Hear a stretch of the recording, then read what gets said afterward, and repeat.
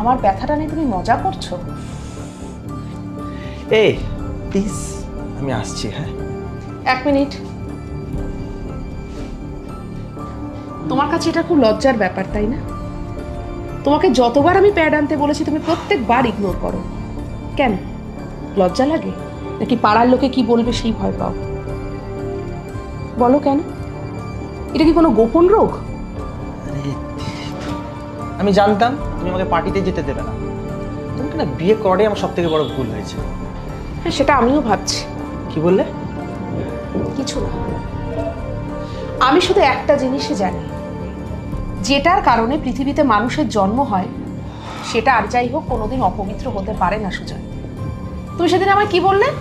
তোমার মা কাউকে বলতে পারতেন না, কাউকে বোঝাতে পারতেন না, তাই তো? বুঝবে কি করে? তার কথাগুলো বোঝার মতো তো কেউ লোকই ছিল না। কিন্তু আমি তো বোঝানোর চেষ্টা করছি, বলো। আমি তো তোমায় বোঝানোর চেষ্টা করছি, তাও তোমার এটাকে নাটক বলে মনে হচ্ছে। তোমার ধারণাও নেই সুজয় যে এই কয়েকদিন মেয়েদের যে কি পরিমাণে কষ্ট আর যন্ত্রণা হয় সেটা বুঝবে না।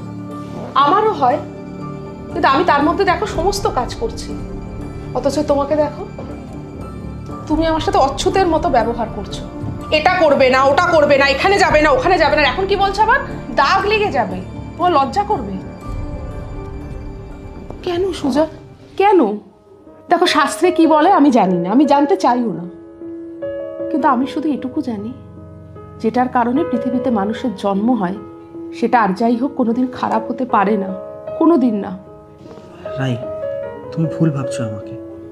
আমি তোমাকে সেইভাবে কোনো কথা বলতে চাইনি। শুনেছিলাম শ্রী শ্রী রামকৃষ্ণ দেব নাকি মা সারদা দেবীকে দিয়ে এই সময় ভোগ রান্না করিয়েছেন। তিনিও কি ভুল ছিলেন সুজয়?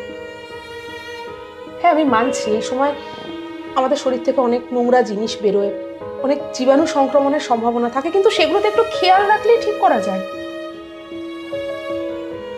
সেটা বিজ্ঞান, স্বাভাবিক জিনিস। অবশ্য ভুলটা তোমার একার না, ভুলটা পুরো সমাজের।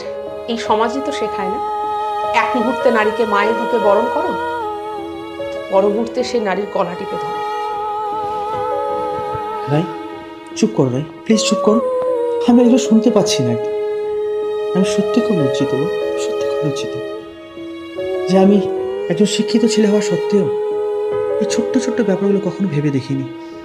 বই পড়ে তো সব শিক্ষা কোনোদিন পাওয়া যায় না, তারপরেও কিছু পারিবারিক শিক্ষা পাওয়া যায়। আর আমি তো সেটা কোনোদিন পাইনি গো, কোনোদিন পাইনি। বড় হলাম, বিয়ে করলাম, কিন্তু কি বলতো, নিজের ভালোবাসার মানুষের ছোট্ট ছোট্ট কষ্টগুলো বোঝার চেষ্টা করি। আচ্ছা তুমি বলো, ছোটবেলা থেকে যে জিনিসগুলো আমি চোখের সামনে হতে দেখিনি, কিভাবে শিখবো? কিভাবে শিখবো? আচ্ছা আচ্ছা, মায়েরা তো মেয়েদেরকে ছোটবেলায় কত কিছু শিখিয়ে দেয় তাদের বিয়ের পরের জীবনের জন্য। কই কই আমাদেরকে কেউ কোনোদিন শেখায় না তো। আর যদি সেগুলো শেখাতো না রাই, তাহলে হয়তো আমরা এই ভুলটা কোনোদিন করতাম না, কোনোদিন করতাম না।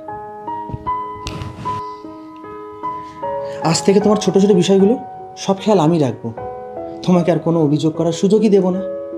প্লিজ রাই, পারলে আমাকে ক্ষমা করে দিও। তুমি এরকম ভাবে বলো না প্লিজ। আমি তো তোমাকে অনুতাপ করানোর জন্য কিচ্ছু বলিনি, বিশ্বাস করো। আমি শুধু আমার সমস্যাটার কথা তোমায় বোঝাচ্ছিলাম। তুমি তো ঠিক বলেছো, ভুল বলনি তো। আচ্ছা, তুমি যদি না বলতে আমি কি করে বুঝতাম বলো তো? হ্যাঁ, কি করে বুঝতাম? আচ্ছা, তুমি এখন এখানে বসো তো, লক্ষ্মী মেয়ের মতো বসো। এই তো গুড। আর শোনো, এই কদিন তুমি শুধুমাত্র বাড়িতে বসে রেস্ট করবে, হ্যাঁ?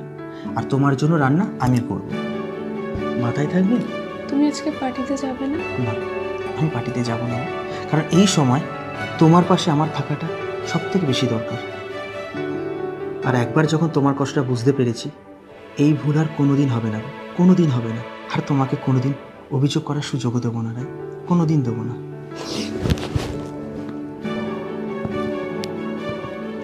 Thank you.